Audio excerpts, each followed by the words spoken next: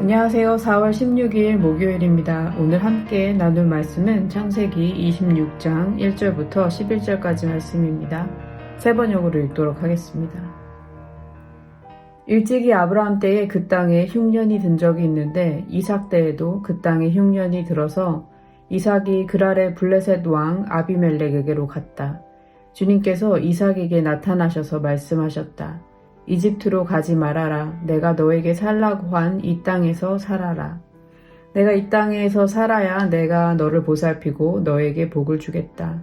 이 모든 땅을 내가 너와 너의 자손에게 주겠다. 내가 너의 아버지 아브라함에게 맹세한 약속을 이루어서 너의 자손이 하늘의 별처럼 많아지게 하고 그들에게 이 땅을 다 주겠다. 이 세상 모든 민족이 내 씨의 덕을 입어서 복을 받게 하겠다. 이것은 아브라함이 나의 말에 순종하고 나의 명령과 나의 계명과 나의 율례와 나의 법도를 잘 지켰기 때문이다. 그래서 이삭은 그랄에 그대로 머물러 있었다. 그곳 사람들이 이삭의 아내를 보고서 그에게 물었다. 그 여인이 누구요? 이삭이 대답하였다. 그는 나의 누이요. 이삭은 그는 나의 아내요 하고 말하기가 무서웠다. 이삭은 리브가가 예쁜 여자이므로 그곳 사람들이 리브가를 빼앗으려고 자기를 죽일지도 모른다고 생각하였기 때문이다. 이삭이 그곳에 자리를 잡고 산 지 꽤 오래된 어느 날 블레셋 왕 아비멜렉은 이삭이 그 아내 리브가를 애무하는 것을 우연히 창으로 보게 되었다. 아비멜렉은 이삭을 불러들여서 나무랐다. 그는 틀림없이 당신의 아내인데 어쩌려고 당신은 그를 누이라고 말하였소. 이삭이 대답하였다. 저 여자 때문에 제가 혹시 목숨을 잃을지도 모른다고 생각하였기 때문입니다. 아비멜렉이 말하였다. 어쩌려고 당신이 우리에게 이렇게 하였소. 하마터면 나의 백성 가운데서 누구인가가 당신의 아내를 건드릴 뻔하지 않았소. 괜히 당신 때문에 우리가 죄인이 될 뻔하였소. 아비멜렉은 모든 백성에게 경고를 내렸다. 이 남자와 그 아내를 건드리는 사람은 사형을 받을 것이다. 아멘. 오늘 본문을 읽으면 어딘가 낯익다는 느낌이 듭니다. 흉년, 이방 땅으로의 이주, 아내를 누이라 속이는 남편, 그리고 이방 왕에게 발각되어 책망을 듣는 것까지 아버지 아브라함이 겪었던 일이 아들 이삭에게 토씨 하나 틀리지 않고 반복됩니다. 아버지가 겪었던 위기를 같은 땅에서 아들이 그대로 다시 직면하고 아버지가 했던 실수를 그 아들이 그대로 반복하고 있습니다. 왜 성경은 이 똑같은 실수의 과정을 다시 들려주는 걸까요? 어떤 구약학자는 이를 의도적 반복이라고 설명합니다. 단순히 이삭이 아버지를 닮았다는 뜻이 아닙니다. 하나님께서 아버지 아브라함에게 행하셨던 그 신실한 구원을 이제 아들 이삭에게도 동일하게 행하신다는 신학적 선언으로 보아야 한다는 것입니다. 인간의 실수는 반복되지만 그 실수를 덮으시는 하나님의 신실함 또한 세대를 넘어 반복된다는 사실을 보여줍니다. 본문은 흉년 이야기로 시작됩니다. 이삭은 흉년의 어려움을 피하기 위해 그랄로 내려갑니다.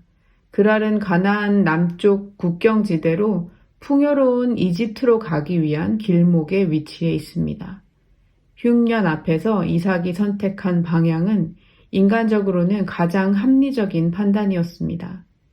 비에 의존하는 가나안과 달리 이집트는 나일강이 있어서 흉년을 타지 않는 땅이었고 무엇보다 아버지 아브라함도 같은 상황에서 이집트로 내려간 선례가 있었기 때문입니다. 그런데 하나님께서 바로 그 순간 이삭에게 나타나신 것입니다. 이집트로 가지 말아라. 내가 너에게 살라고 한 이 땅에서 살아라.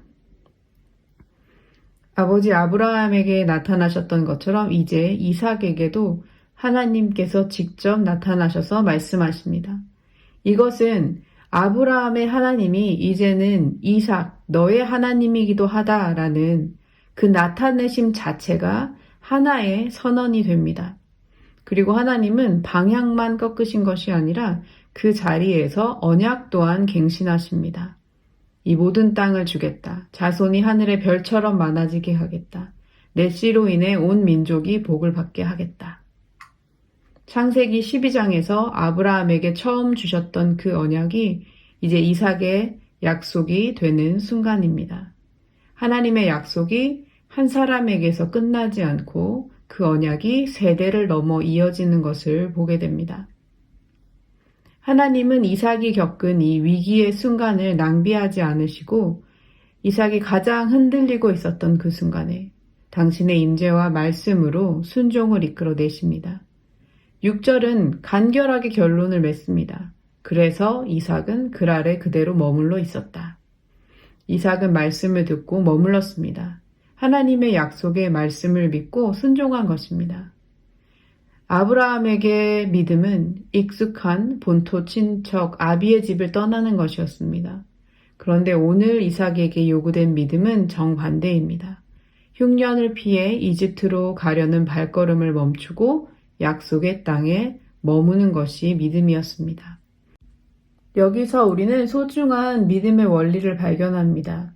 순종의 모양은 사람마다 또 상황마다 다를 수 있다는 점입니다.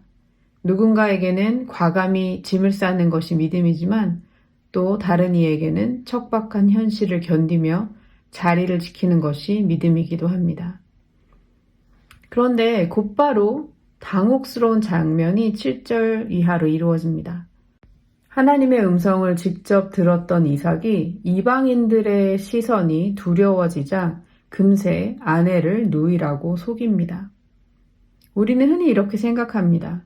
하나님의 뜻만 분명히 알 수 있다면 따를 수 있을 것 같고 하나님이 직접 말씀해 주신다면 순종하지 못할 이유가 없을 것 같습니다. 하지만 이삭의 경우만 봐도 알 수 있듯이 생존의 공포가 닥치면 그 확실한 약속보다 두려움이 우리를 먼저 삼키기 시작합니다. 하나님의 뜻을 아는 것과 그 뜻대로 살아가는 것 사이에 괴리가 참으로 큽니다. 말씀을 듣는 자리와 삶의 자리가 다르게 느껴집니다. 예배 시간이나 또는 말씀 묵상 중에 분명히 붙들었던 말씀이 삶의 현장으로 돌아가면 어느새 희미해지는 경험, 우리 모두에게 낯설지 않습니다. 이것은 이삭만의 문제가 아니라 우리 모두의 연약함이기도 합니다. 이삭의 두려움은 충분히 이해가 되는 부분이 있습니다. 보호받을 법도 힘도 없는 이방인 신세에 아름다운 아내 때문에 오히려 자신의 생명을 위협받을 수 있다는 공포감, 그 두려움이 이삭의 입을 통해 거짓말로 표현됐습니다. 하나님께서 내가 보살피겠다고 말씀하셨는데 막상 사람들의 시선 앞에 서자 그 말씀이 힘을 잃었습니다. 두려움이 약속을 이겨버렸습니다. 이것이 이삭의 실패이기도 하지만 동시에 우리의 자화상이기도 합니다. 두려움은 이렇게 작동합니다. 머리로는 하나님의 약속을 알고 있는데 막상 위기 앞에 서면 그 약속이 실감나지 않습니다. 알고 있는 것이 살아내는 것이 되기까지. 그 사이에는 우리의 힘으로는 메우기 어려운 간극이 있습니다. 말씀에 순종하기 위해서는 얼마나 많은 믿음의 훈련과 은혜가 필요한지 모릅니다. 우리가 다 알지만 이삭의 거짓말은 그리 오래가지 못했습니다. 왜냐하면 아비멜렉 왕에게 발각되기 때문이죠. 그런데 그 발각 이후에도 놀라운 반전이 일어납니다. 이삭은 자기 목숨을 구하려고 아내를 위험에 빠뜨렸지만 하나님은 오히려 이방 왕의 입을 빌려 이 사람이나 그 아내를 범하는 자는 사형에 처하라는 포고령을 내리게 하십니다. 이삭이 실패해도 하나님의 약속은 취소되지 않았습니다. 언약의 성취는 이삭의 완벽함에 달려있지 않습니다. 하나님의 포기하지 않는 신실함에 달려 있었습니다. 우리가 알고 있는 것을 온전히 살아내지 못할 때에도 하나님께서는 우리를 포기하지 않으십니다. 우리의 실패가 하나님의 계획을 막지 못합니다. 이것이 오늘 본문이 우리에게 건네주는 가장 큰 위로가 아닐까라는 생각을 해봅니다. 지금 우리는 어떤 흉년의 때를 지나고 있습니까? 그 흉년 앞에서 행여 이집트를 향해 발걸음을 옮기고 있습니까? 아니면 하나님의 말씀에 순종하며 살고 있습니까? 하나님의 뜻을 알면서도 그대로 살지 못하는 상황은 없습니까? 그 괴리와 무거움을 하나님 앞에 솔직하게 내려놓을 수 있기를 바랍니다. 그리고 반복되는 나의 실수에도 불구하고 변함없이 신실하게 나를 찾아오시는 하나님의 사랑을 신뢰하게 되기를 바랍니다. 이삭은 실패했습니다. 하나님의 뜻을 분명히 들었음에도 두려움 앞에 무너졌습니다. 그러나 하나님께서는 이삭을 통해 언약의 이야기를 계속해서 써내려 가셨습니다. 우리도 알면서 흔들리고 들으면서 무너질 때가 많이 있습니다. 그러나 하나님께서는 우리의 실패 너머에서도 여전히 신실하게 일하고 계십니다. 오늘 그 신실하심을 의지하는 하루 되었으면 좋겠습니다. 함께 기도하겠습니다. 신실하신 하나님 아버지, 종종 우리도 아브라함과 이삭처럼 인생의 흉년을 만나곤 합니다. 그럴 때마다 하나님의 약속보다는 이집트의 풍요를 먼저 바라보았음을 고백합니다. 말씀을 들어도 두려움에 무너지고 주님을 신뢰한다 하면서도 우리 힘으로 상황을 모면하려 했던 우리의 연약함을 주님 불쌍히 여겨주십시오. 비록 우리는 실패할지라도 하나님의 약속은 결코 실패하지 않음을 믿을 수 있도록 주님 우리의 믿음 없음을 도와주십시오. 오늘 우리가 머무는 그 자리가 비록 척박한 땅일지라도 주님이 함께 계시기에 가장 안전한 자리임을 알게 해주시고 들은 말씀이 삶으로 사라지는 말씀이 되도록 우리 안에서 성령님 힘을 주시고 우리를 도와주십시오. 오늘 하루도 말씀에 순종하는 기쁨을 누리는 하루 되기를 간절히 소원합니다. 좋으신 우리 주 예수 그리스도의 이름으로 기도합니다. 아멘.